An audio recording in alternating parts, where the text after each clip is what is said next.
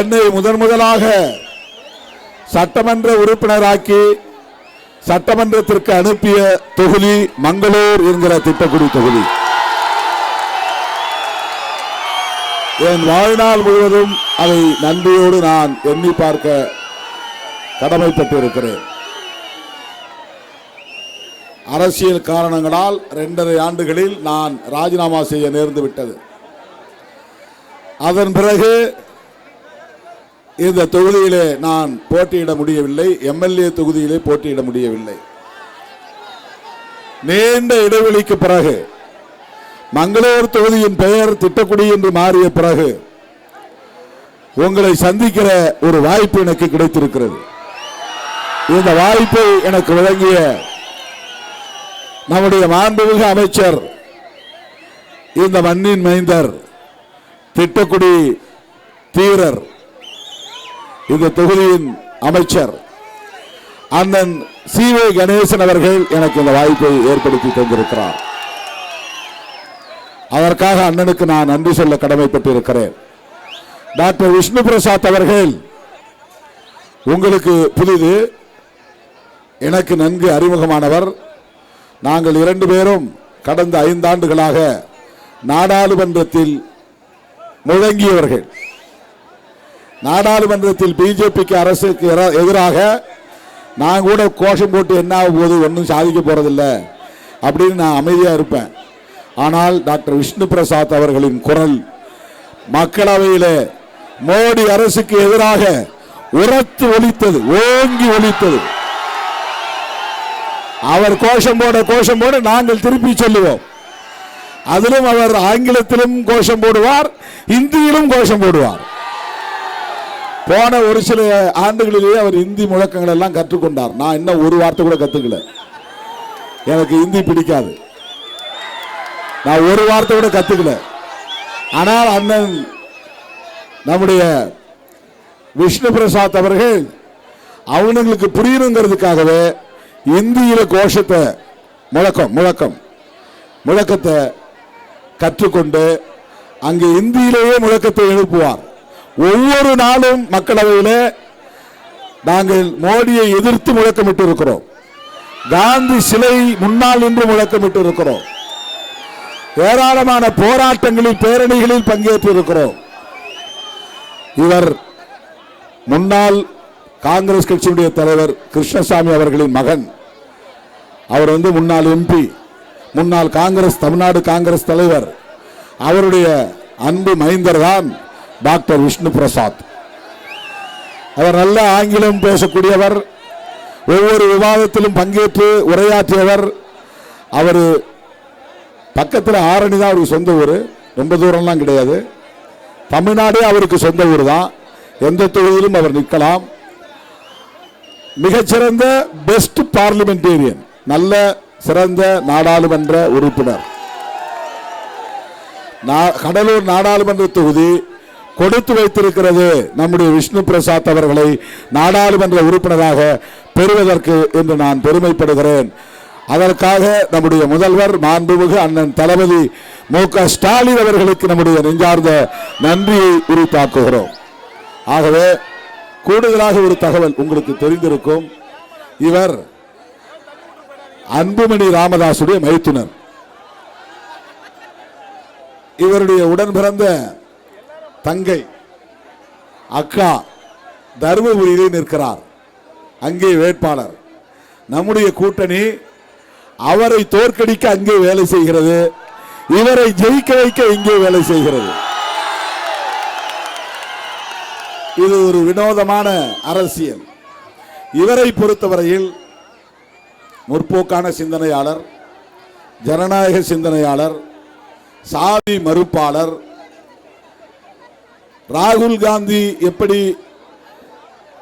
அரசமைப்பு சட்டத்தை பாதுகாக்க வேண்டும் என்ற துடிப்போடு புரட்சியாளர் அம்பேத்கரின் கொள்கைகளை எல்லாம் முழுமையாக உள்வாங்கிக் கொண்டு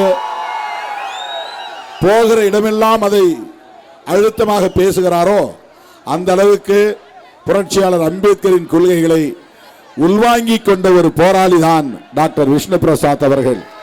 அரசமைப்பு சட்டத்தை மதிக்க கூடியவர். அருமை தோழர்களே, இது நான் மேடைக்காக பேசவில்லை. மேடைக்காக பேசவில்லை. காங்கிரஸ் கட்சி ஒரு தேர்தல் அறிக்கையை வெளியிட்டு இருக்கிறது. காங்கிரஸ் கட்சி ஒரு தேர்தல் அறிக்கையை வெளியிட்டு இருக்கிறது. நமக்கு காங்கிரஸ் கட்சியோட பல முரண்பாடுகள் உண்டு, காந்தியடிகளோடு உண்டு, அது வேறு. ஆனால் புரட்சியாளர் அம்பேத்கர் அவர்கள் எழுதிய அரசமைப்பு சட்டத்திற்கு, தம்பி கொஞ்சம் அமைதியா இருங்க, இது கேட்கணும், நான் என்ன பேசுங்கிறத நீங்க கேட்கணும். நான் இந்த இதை நீங்க வந்து இடிச்சீங்கன்னா ஒயர் கட்டா போயிடும். கொஞ்சம் பின்னால் தள்ளிங்களே ப்ளீஸ். நான் இன்னும் ஒரு 5 நிமிஷம் முடிச்சிடறேன், கள்ளக்குறிச்சி போகணும். அதுக்கப்புறம் நம்ம கோஷம் போடலாம். ரொம்ப முக்கியமான செய்தி, இதை சொல்லுவதற்காகத்தான் நான் தேடி வந்திருக்கிறேன். ஏதோ எனக்கு ஓட்டு போடுங்க, அண்ணனுக்கு ஓட்டு போடுங்க, நாங்கள் 2 பேரும் எம்பி ஆகி நாங்கள் அங்கே போகணும், அதெல்லாம் கிடையாது. அது அல்ல முக்கியம். அகில இந்திய அளவில் நம்முடைய தமிழக முதல்வர் அண்ணன் தளபதி மு.க. ஸ்டாலின் அவர்கள் தேர்தல் வியூகம் வகுத்திருக்கிறார். யாரோடு கைகோர்த்து? ராகுல் காந்தி அவர்களோடு கைகோர்த்து. அந்த ராகுல் காந்தி காங்கிரஸ் கட்சியுடைய தலைவர். காங்கிரஸ் கட்சியோடு நமக்கு முரண்பாடு இருக்கலாம், ஆனால் ஒன்றை என் உயிரின் உயிரான விடுதலை சிறுத்தைகளே கவனமாக கேளுங்கள், கவனமாக கேளுங்கள். ஏன் நான் காங்கிரஸ் கட்சியை பாராட்டி பேசுகிறேன்? ராகுல் காந்தி, அண்ணன் தளபதி ஸ்டாலின் ஆகியோரோடு கைகோர்த்து இந்தியா கூட்டணியில் பயணிக்கிறேன் என்பதை நீங்கள் புரிந்து கொள்ள வேண்டும். இன்றைக்கு நாட்டுக்கு பெரும் ஆபத்து. இந்த ஆபத்திலிருந்து நாட்டையும் மக்களையும் காப்பாற்ற வேண்டும் என்பதற்காகத்தான் ராகுல் காந்தி அவர்கள் கன்னியாகுமரியிலிருந்து காஷ்மீர் வரையில் நடந்து போனார். நம்மால ஒரு நாளைக்கு 3 கிலோமீட்டர் 4 கிலோமீட்டர் நடக்க முடியுமா?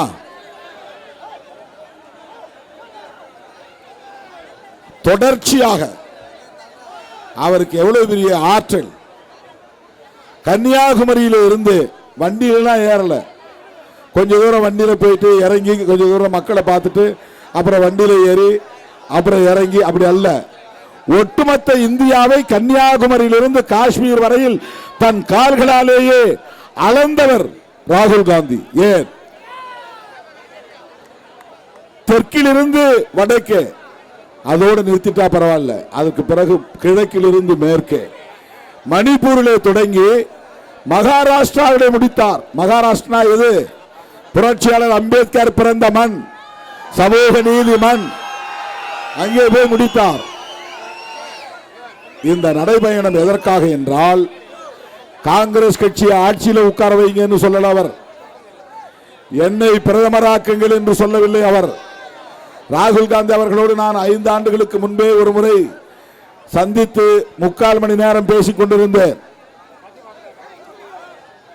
அண்மையிலே அவ்வப்போது அவரை சந்திக்கிற வாய்ப்பு கிடைத்திருக்கிறது.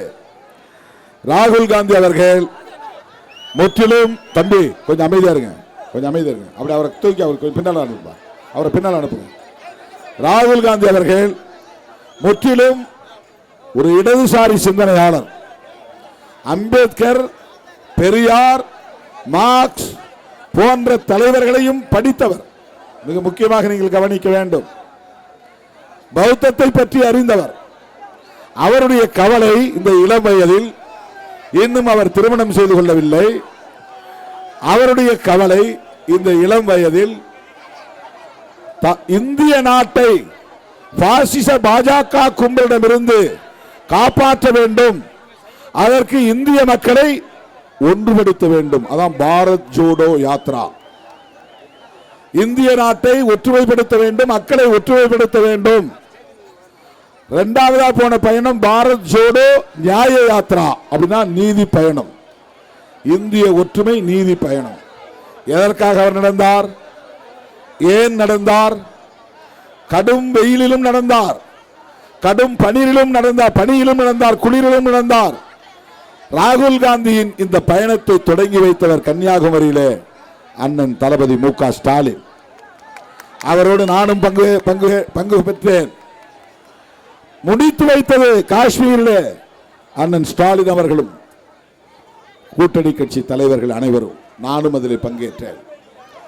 மணிப்பூரிலே தொடங்கி மகாராஷ்டிராவிலே மும்பையிலே போய் முடித்தார், தாராவியிலே முடித்தார். அந்த கூட்டத்தில் நானும் பங்கேற்றேன். ராகுல் காந்தி அவர்களோடு ஒரே மேடையில் நின்று அகில இந்திய தலைவர்களோடு பேசுகிற வாய்ப்பை திருமாவளவன் பெற்றிருக்கிறார் என்றால் அதற்கு திராவிட முன்னேற்ற கழக தலைவர் அண்ணன் தளபதி அவர்களின் நல்வாழ்த்துக்கள் தான் காரணம். தோழர்களே, இந்த இரண்டு தலைவர்களும் இன்றைக்கு ஒன்று சேர்ந்திருக்கிறார்கள். ராகுல் காந்தி அவர்களும் நம்முடைய தமிழ்நாடு முதல்வர் திராவிட முன்னேற்ற கழக தலைவர் தளபதி ஸ்டாலின் அவர்களும் எதற்காக என்றால் மோடி தலைமையிலான பாசிச பாஜக அரசை வீழ்த்த வேண்டும். 10 ஆண்டுகள் நாட்டை ஆண்டு விட்டார்கள். மோடி மீண்டும் பிரதமராக கூடாது, பாஜக மறுபடியும் ஆட்சிக்கு வரக்கூடாது. தமிழ்நாட்டை பொறுத்தவரையில் பாஜக 0 தான், 0 தான், ஒன்றும் இல்லை. அவர்களின் சின்னம் வரைய கூட அவர்களுக்கு கட்சியிலே தொண்டர்கள் கிடையாது. தாமரை சின்னத்தை வரைய அந்த சின்னத்தை இன்றைக்கு வரிந்து கட்டி கொண்டு தமிழ்நாடு முழுக்க வரையக்கூடியவர்கள் மருத்துவர் ராமதாஸ். நான் கேட்கிறேன், ஓபிசி சமூகத்தை சார்ந்த மக்கள் ஏராளமான பேர் இங்கு வந்திருக்கிறார்கள். ஏறத்தாழ 40 விழுக்காட்டுக்கு மேல் இங்கே அனைத்து சமுதாய மக்களும் அமர்ந்திருக்கிறார்கள். பிசி எம்பிசி சமூகத்தை சார்ந்த பெண்களுக்கும் இளைஞர்களுக்கும் நான் ஒரு கேள்வியை எழுப்புகிறேன், இதை சொல்லி முடிக்கிறேன். விபி சிங் நீங்கள் கேள்விப்பட்டிருப்பீர்கள். அவரும் பிரதமராக இருந்தார். ஒரு ராஜ பரம்பரையை சார்ந்த பெரிய கோடீஸ்வர குடும்பத்தை சார்ந்த தலைவர். ஆனால் அவர் எளிய மக்களுக்காக சிந்தித்தவர். அவர் காலத்தில் மண்டல் கமிஷன் பரிந்துரையை நடைமுறைப்படுத்தினார். மண்டல் கமிஷன் பரிந்துரை என்பது ஓபிசி, அதாவது எம்பிசி பிசிக்கான இடஒதுக்கீடு தொடர்பானது. எஸ்சி எஸ்டிக்கான இடஒதுக்கீடு ஏற்கனவே அம்பேத்கர் அவர்கள் அரசமைப்பு சட்டத்தின் மூலம் உறுதிப்படுத்திவிட்டார். எஸ்சி எஸ்டிக்கு உறுதிப்படுத்தினார், எம்பிசி பிசிக்கு அப்போது உறுதிப்படுத்த முடியவில்லை. அவருடைய முயற்சியால் தான் காக்கா கலேல்கார் கமிஷன் உருவானது. அதன் பிறகு மண்டல் கமிஷன் வந்தது. அந்த மண்டல் கமிஷன் தான் ஓபிசி மக்களுக்கும் இடஒதுக்கீடு தர வேண்டும் என்று சொன்னது. அதை நடைமுறைப்படுத்தியவர் விபி சிங். ஓபிசி மக்களுக்கு இடஒதுக்கீடு கொடுத்ததற்காகவே விபி சிங் ஆட்சியை கவிழ்த்த கும்பல் தான் பாரதிய ஜனதா கும்பல், அத்வானி கும்பல், மோடி கும்பல். அவன் எஸ்சி எஸ்டிக்கு இடஒதுக்கீடு கொடுத்ததை எதிர்க்கல, எம்பிசிக்கு வன்னியர்களுக்கு இடஒதுக்கீடு கொடுத்ததை எதிர்த்தது பிஜேபி கும்பல். உடையார்களுக்கு இடஒதுக்கீடு கொடுத்ததை எதிர்த்தது பிஜேபி கும்பல். பிள்ளைமார்களுக்கு இடஒதுக்கீடு கொடுத்ததை எதிர்த்தது பிஜேபி கும்பல். ஒவ்வொரு பிசி சமூகத்தின் பெயரையும் சொல்லிக்கொண்டே போகலாம். அவர்களுக்கு இடஒதுக்கீடு கொடுக்க கூடாது என்று சொன்னது திமுக அல்ல, கம்யூனிஸ்ட் கட்சி அல்ல, விடுதலை சிறுத்தைகள் கட்சி அல்ல. இந்தியாவிலேயே பிசிக்கு இடஒதுக்கீடு கொடுக்க கூடாது என்று வன்முறை வெறியாட்டம் நடத்திய கட்சி பாரதிய ஜனதா கட்சி. இதை யாராவது மறுப்பார்களா? மறுக்க முடியுமா? அன்றைக்கு விபி சிங் ஆட்சியை கவிழ்த்த கும்பல் தான் பிஜேபி கும்பல். இன்னும் 10 ஆண்டுகள் விபி சிங் பிரதமராக இருந்திருந்தால் ஓபிசி சமூகம், எஸ்சி எஸ்டி சமூகம் தலை நிமிர்ந்திருக்கும். அதை தடுத்த கும்பல். அன்றைக்கு விபி சிங் எடுத்த நிலையை வரவேற்றவர்கள் விடுதலை சிறுத்தைகள். ஓபிசி இடஒதுக்கீட்டை வரவேற்கிற விடுதலை சிறுத்தைகளை எதிரி என்கிறார்கள் பாட்டாளி மக்கள் கட்சியை சார்ந்தவர்கள். ஓபிசி இடஒதுக்கீட்டை எதிர்த்த பிஜேபியை வளர்க்கிறார்கள். ஊர் ஊரா போய் சின்னம் வரைகிறார்கள். எவ்வளவு பெரிய முரண் இது, எவ்வளவு பெரிய ஆபத்து இது. இப்படிப்பட்ட ஒரு சூழலில் தான் தோழர்களே பாரதிய ஜனதா அரசு இருக்கக்கூடாது. மீண்டும் மோடி பிரதமரானால் எழுதி வைத்துக் கொள்ளுங்கள் தாய்மார்களே, இந்தியாவில் ரேஷன் கடைகள் இருக்காது. மீண்டும் மோடி பிரதமரானால் கவனமாக கேளுங்கள், பேப்பரில் எழுதி வைத்துக் கொள்ளுங்கள், 100 நாள் வேலை திட்டம் இருக்காது. மீண்டும் மோடி பிரதமரானால் கவனமாக கேளுங்கள், இடஒதுக்கீட்டு கொள்கையே இருக்காது. மீண்டும் மோடி பிரதமரானால் எல்லாவற்றுக்கும் மேலாக நம்மை எல்லாம் மனிதர்களாய் தலை நிமிர வைத்த நம்முடைய மகத்தான தலைவர் புரட்சியாளர் அம்பேத்கர் அவர்கள், புரட்சியாளர் அம்பேத்கர் அவர்கள் 3 ஆண்டு காலம் அல்லும் பகலும் அயராது உழைத்து கண் துஞ்சாமல் உழைத்து சர்க்கரை நோய் இருந்த நிலையிலும் கூட எவ்வளவு பெரிய பொறுப்பு, ஒரு நாட்டின் தலைவிதியை எழுதுகிற பொறுப்பு. உனக்கு எனக்கு தலையில எழுத்து இருக்குன்னு நம்ம நம்புறோம். ஆனா உண்மையிலேயே ஒரு நாட்டுக்கு தலையெழுத்து உண்டு. அந்த தலையெழுத்து தான் கான்ஸ்டிடியூஷன் என்பது. இந்தியாவுக்கு தலையெழுத்தை எழுதிய கடவுள் புரட்சியாளர் அம்பேத்கர் அவர்கள். உனக்கு எனக்கும் தலையெழுத்து இருக்கோ இல்லையோ எனக்கு தெரியாது.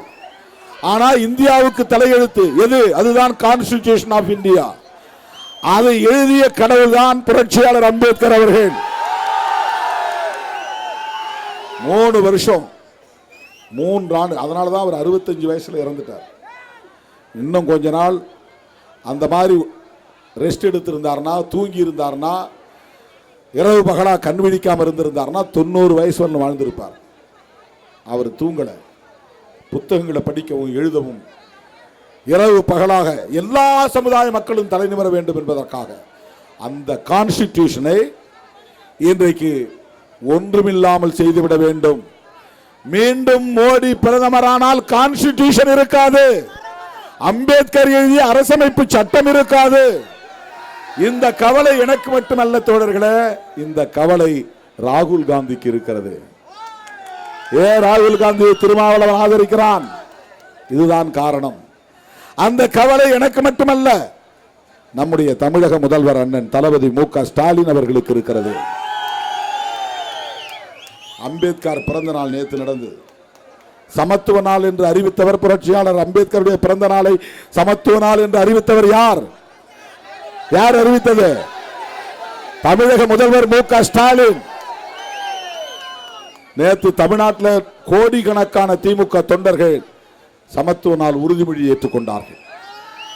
நம்முடைய அண்ணன் மு க ஸ்டாலின் அவர்களுடைய வேண்டுகோளுக்கு இணங்க அரசமைப்பு சட்டத்தை பாதுகாத்தால் தான் ஜனநாயகத்தை பாதுகாக்க முடியும். அரசமைப்பு சட்டத்தை பாதுகாத்தால் தான் சமூக நீதியை பாதுகாக்க முடியும். அரசமைப்பு சட்டத்தை பாதுகாத்தால் தான் சமத்துவத்தை இங்கே நிலைநாட்ட முடியும். அந்த அரசமைப்பு சட்டத்தை ஒரு பொருட்டாக மதிக்காத மிக மோசமான நாசகார கும்பல் தான் பிஜேபி கும்பல். அதனால்தான் 10 ஆண்டுகளாக நாம் அடிவயிறு வலிக்க வலிக்க கத்தி கத்தி கூச்சல் போட்டுக் கொண்டிருக்கிறோம். அந்த கும்பலை ஒழிக்க வேண்டுமானால் தமிழ்நாட்டுக்குள்ளே சுருண்டா போதாது, சுற்றி வந்தால் போதாது. பாருங்க தளபதியுடைய சிந்தனை, அவர் எப்படி யோசிக்கிறார். அவர் நினைச்சா எடப்பாடி தான் என்னுடைய எதிரி, அண்ணா திமுக தான் என் எதிரி அப்படின்னு சொல்லிட்டு 40 தொகுதியில் சுற்றி வந்து எடப்பாடி பழனிசாமி எதிர்த்து பிரச்சாரம் பண்ணிட்டு 40 வெற்றி பெற்று போய்விடுவார். ஆனால் அவருடைய நோக்கம் அதிமுகவை எதிர்ப்பதல்ல, பாஜகவை எதிர்ப்பது. எடப்பாடி பழனிசாமியை வீழ்த்துவதல்ல, மிக மோசமான மக்கள் விரோத அரசை நடத்தி கொண்டிருக்கிற அனைத்து தரப்பு மக்களுக்கும் எதிரான எஸ்சி எஸ்டி மட்டும் இல்ல, எம்பிசி பிசி ஆகிய மக்களுக்கும் எதிரான நரேந்திர மோடியை வீழ்த்துவது, அதுதான் அண்ணன் தளபதி அவர்களின் நோக்கம். ஆகவேதான் ராகுல் காந்தி கரத்தை அவர் பற்றியிருக்கிறார். ஆகவேதான் திருமாவளவன் அண்ணன் ஸ்டாலின் கரங்களை பற்றி இருக்கிறார். தோழர்களே, இப்போது இந்த லிங்க் உங்களுக்கு புரியும் நினைக்கிறேன். கான்ஸ்டிடியூஷன்ல அரசமைப்பு சட்டத்தில் முக்கியமான ஆன்மா, அதனுடைய உயிர் மூச்சு கொள்கை என்ன தெரியுமா? செக்யூலரிசம். செக்யூலரிசம்னா உனக்கு மதம் இருக்கலாம், எனக்கு மதம் இருக்கலாம், உனக்கு ஒரு கடவுள் இருக்கலாம், எனக்கு ஒரு கடவுள் இருக்கலாம், நீ எந்த சாமியும் கும்பிடலாம், நான் எந்த சாமியும் கும்பிடலாம், கும்பிடாமலும் இருக்கலாம். ஆனால் அரசாங்கத்திற்கு மதம் இருக்கக்கூடாது. அதுதான் கான்ஸ்டிடியூஷன்ல அம்பேத்கர் எழுதி வைத்திருப்பது. அந்த கருத்தை வலியுறுத்தியதால் தான் காந்தி சுட்டுக் கொல்லப்பட்டார். காந்தியடிகள் அந்த கருத்தை வலியுறுத்தியதால் தான் இந்திரா காந்தி அம்மையார் சுட்டுக் கொல்லப்பட்டார். 2 பேர் உயிர் போச்சு. மகாத்மா காந்தி செக்யூலரிசத்தை காப்பாற்றுவதற்காகத்தான் உயிரை இழந்தார். இந்திரா காந்தி அந்த செக்யூலரிசத்துக்காகத்தான், மத சார்பின்மை, அரசாங்கத்துக்கு மதம் இருக்கக்கூடாது. மனுஷன் யாரும் எந்த மதத்தில் இருக்கலாம், சாமி கும்பிடலாம், அவனுக்குரிய நம்பிக்கை. ஆனா கவர்மெண்ட் அரசாங்கம் எந்த ஒரு மதத்துக்கும் சார்பா இருக்கக்கூடாது, எல்லாத்தையும் சமமா பார்க்கணும். இந்துவும் ஒன்று தான், இஸ்லாமியரும் ஒன்று தான், கிறிஸ்தவனும் ஒன்று தான், பார்சியும் ஒன்று தான், புத்திஸ்டும் ஒன்று தான் என்று கவர்மெண்ட் பார்க்கணும். அதுதான் டெல்லியில் இருக்கிற கவர்மெண்ட். அப்படி ஒரு அரசாங்கத்தை உருவாக்குவதற்காக அரசமைப்பு சட்டம் எழுதியவர் தான் புரட்சியாளர் அம்பேத்கர் அவர்கள். அந்த சட்டத்தை அழிக்க துடிக்கிற கும்பல் பிஜேபி. நமக்கு அவனுக்கு என்ன தனிப்பட்ட பங்கு வரப்பு, வாய்க்கா வரப்பு தகராறா? வேற என்ன பங்கு தகராறா? நமக்கு நட்டாவையும் தெரியாது, நொட்டாவையும் தெரியாது, அது யாருன்னே நமக்கு தெரியாது. அவரை நமக்கு பகைச்சு என்ன பண்ண போறோம்? மோகன் பகவத் நமக்கு யாருன்னே தெரியாது. தனிப்பட்ட முறையில் அவரையே நம்ம பகைக்க போறோம். நம்ம உள்ளூர் அண்ணாமலை நமக்கு பெருசா அறிமுகம் கிடையாது. அவரை பகைச்சு நம்ம என்ன பண்ண போறோம்? அது அல்ல. பாரதிய ஜனதா கட்சி மற்ற கட்சிகளைப் போல சராசரியான கட்சி அல்ல. அது அம்பேத்கர், காந்தி, பண்டிட் ஜவஹர்லால் நேரு, ராஜீவ் காந்தி, இந்திரா காந்தி போன்றவர்கள் எல்லாம் புரட்சியாளர் அம்பேத்கர் அவர்களின் கனவுகளோடு சேர்ந்து கண்ட கனவு மதசார்பற்ற இந்தியா, ஜனநாயக இந்தியா, சமத்துவ இந்தியா, எல்லோரும் அதிகாரம் பெற வேண்டும், பெண்களும் கல்வி பெற வேண்டும், பெண்களும் அதிகாரம் பெற வேண்டும். அதுதான் அம்பேத்கர் கனவு, அதுதான் காந்தியடிகளின் கனவு, அதுதான் ஜவஹர்லால் நேருவின் கனவு, அதுதான் இந்திரா காந்தி அம்மையாரின் கனவு, அதுதான் இன்றைக்கு ராகுல் காந்தியின் கனவு, அதுதான் தமிழக முதல்வர் நம்முடைய தளபதி அண்ணன் ஸ்டாலின் அவர்களின் கனவு. இந்தியாவில் எந்த முதலமைச்சர் எந்த மாநிலத்திலும் கிடையாது. மாசம் 1000 ரூபாய், மாசம் 1000 ரூபாய் 1,16,00,000 பெண்களுக்கு தந்து கொண்டிருக்கிறார்.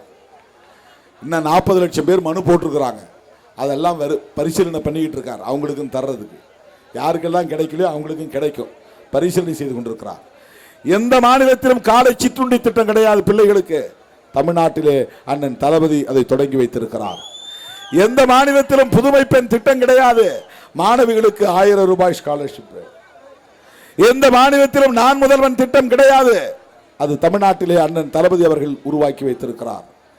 எந்த மாநிலத்திலும் அம்பேத்கர் பிறந்த நாளை சமத்துவ நாள் என்று அறிவிக்க கிடையாது. நம்முடைய அண்ணன் தளபதி அவர்கள் அறிவித்திருக்கிறார். எந்த மாநிலத்திலும் ராகுல் காந்தியை நான் அடுத்த பிரதமராக ஏற்றுக்கொள்கிறேன் என்று யாரும் துணிந்து சொன்னதில்லை. சொன்னவர், முதலில் சொன்னவர் நம்முடைய அண்ணன் தளபதி ஸ்டாலின் அவர்கள். ஏன் இதை செய்யணும்? கொஞ்சம் யோசிச்சு பாருங்க. இதை மட்டும் நான் சொல்லி முடிக்கிறேன். டிஎம்கே பிஜேபியோட போனால் ரொம்ப சேஃப்டி. ரைடு வராது, இன்கம் டேக்ஸ் ரைடு வராது, என்ஃபோர்ஸ்மெண்ட் அமலாக்கத்துறை ரைடு பண்ண மாட்டான், ஃப்ரீயாக விட்டுருவான், கூட இருக்கிறவங்களை யாரையும் தொல்லை பண்ண மாட்டான். செந்தில் பாலாஜி உள்ளே போயிருக்க மாட்டார். விழுப்புரம் பொன்முடி உள்ளே போயிட்டு அதை தண்டனை பெற்று திருப்பி அதில் தீர்ப்பு, நல்ல தீர்ப்பு வாங்கிட்டு வந்திருக்கிறார். இந்த நெருக்கடி ஏற்பட்டிருக்காது. பிஜேபியோட கை கோக்கணும்னு அண்ணன் முடிவு பண்ணா அவன் எடப்பாடியை உதறிட்டு எனக்கு ஸ்டாலின் வந்தா போதும்னு நினைச்சுவான். அண்ணா திமுக உறவு வேண்டாம், திமுக உறவே போதும்னு நினைப்பான். ஆனால் என்ன நெருக்கடி தந்தாலும் பிஜேபி தமிழ்நாட்டில் வளரவிட மாட்டேன், பிஜேபி ஆட்சியை வீழ்த்துவேன், அதற்காக நான் காங்கிரஸோடு உறவாடுவேன், ராகுல் காந்தியோடு கை கொடுப்பேன், அவரின் கைகளை இறுக பற்றிக் கொள்வேன் என்று துணிந்து முடிவெடுத்திருப்பவர் அண்ணன் தளபதி மு.க. ஸ்டாலின் அவர்கள். நிறைய பேர் சொன்னாங்க, உங்களுக்கு அண்ணா திமுக போனால் 5 சீட்டு கிடைக்கும், இங்கே 2 சீட்டு தான் தராங்க. அண்ணா திமுக போனால் 5 சீட்டு கிடைக்கும், இங்கே 2 சீட்டு தான், 2 சீட்டு தான், நீங்கள் அங்கே போகலாமே அப்படின்லாம் ஆசை காட்டினாங்க. யூடியூப் எல்லாம் பேசினாங்க. எனக்கு நம்பர் முக்கியம் இல்லை, நான் ஏற்றுக்கொண்டிருக்கிற கொள்கை முக்கியம்.